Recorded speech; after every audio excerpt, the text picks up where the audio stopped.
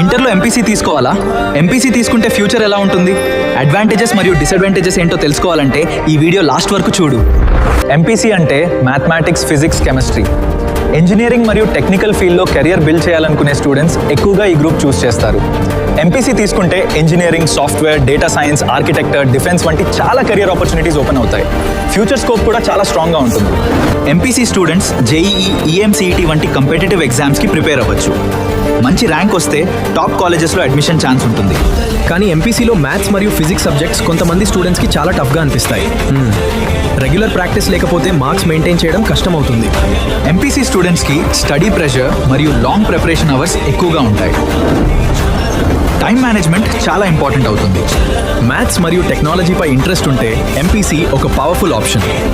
Hard work చేస్తే ఫ్యూచర్లో great career build చేసుకోవచ్చు.